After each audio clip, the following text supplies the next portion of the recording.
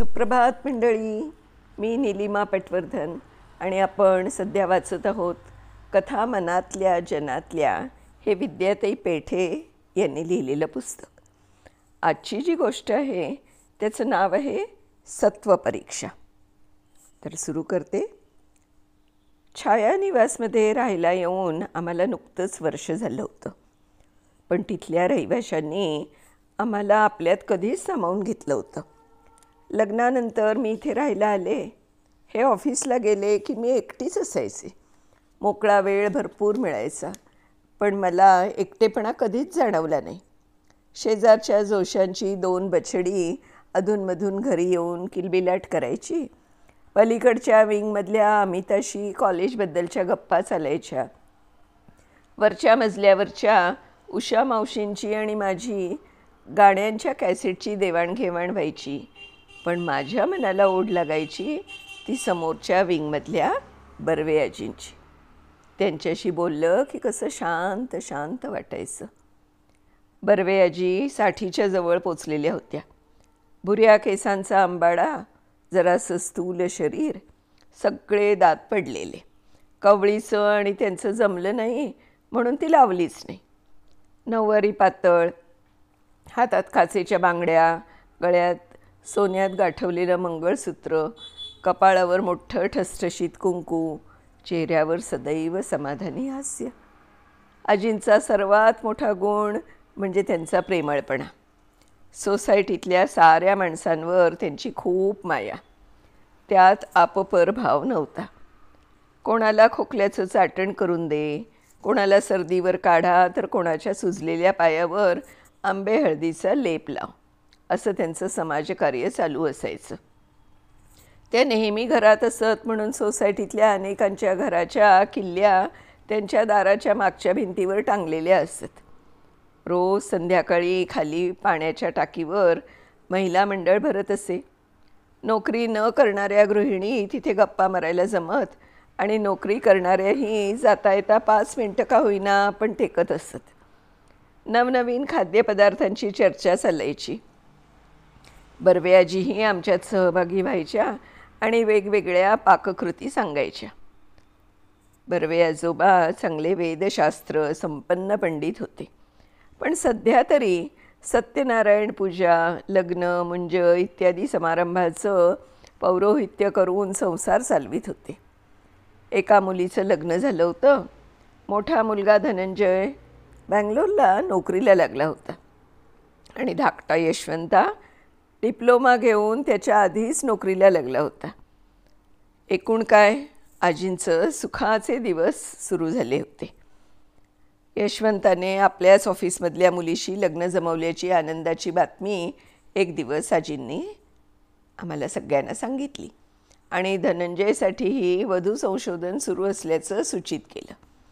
जमलं तर दोघांच्या लग्नाचा बार एकदमच उडवायचा असं त्यांच्या मनात होतं. त्यामुळे सोसायटीत एक आनंदाची आणि उत्साहाची लहर पसरली. बर्वे आजी पण अगदी हरखून गेल्या होत्या. त्यानंतर 4च दिवसांनी संध्याकाळी समजलं की बर्वे आजी आजोबा आणि यशवंता अचानक बंगलोरला गेले. रात्री यशवंताचा फोन आला की धनंजयला स्कूटरवरून जाताना अपघात झाला होता आणि त्याला हॉस्पिटलमध्ये ठेवलं होतं. दुसरे दिवशी फोन आला, डोक्याला मार बसून अति रक्तस्राव झाल्यामुळे धनंजय गेला. सगळीजणं सुन्न झाली. आतापर्यंत कोणाचा तरुण मुलगा गेल्याचं सोसायटीनं ऐकलं पाहिलं नव्हतं. त्यामुळे धनंजयचा मृत्यू हा सर्वांनाच फार मोठा धक्कादायक ठरला. बर्वे आजी आजोबांवर तर जणू वज्राघातच झाला होता. 2 दिवसांनी आजी आजोबा आणि यशवंता परतले. या आघाताने आजोबांचे खांदे आणखीनच झुकले होते. आजी कमरेत आणखीनच वाकल्या होत्या. आम्ही सारे त्यांना भेटून आलो, पण सांत्वनासाठी शब्दच सुचत नव्हते. कोणत्याही दुःखावर शेवटी काळ हेच औषध असतं.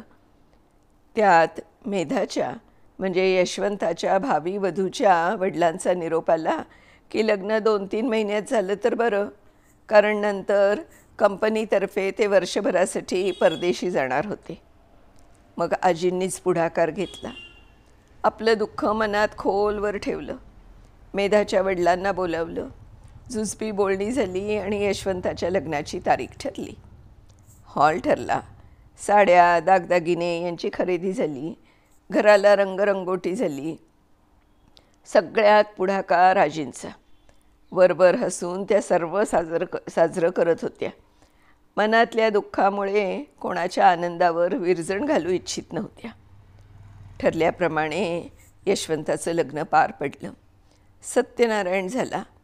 पाहुणे आपापल्या घरी गेले आणि यशवंता निवांतपणे 15 दिवसांची रजा घेऊन हनीमूनला गेला. 10 दिवसानंतरचीच गोष्ट. मी गॅलरीत रस्त्यावरची रहदारी बघत सहज उभी होते. एक टॅक्सी सोसायटीच्या दरवाजाच्या समोर उभी राहिली. दार उघडलं गेलं आणि मेधा बाहेर आली. तिने यशवंताला हाताला धरून उतरवलं. त्याला धरून ती हळूहळू घराकडे चालायला लागली. वॉचमननं सामान उतरवून घेतलं. ते सारं बघून मी दार ओढून घेतलं आणि जिन्याच्या पायऱ्या भराभर उतरून खाली आले. मेधाच्या हातातली हँडबॅग घेतली. तिच्यासोबत आजींच्या घरी गेले. त्यांना पोचवून माझ्या घरी आले खरी, पण मन मात्र तिथेच घोटाळत होतं.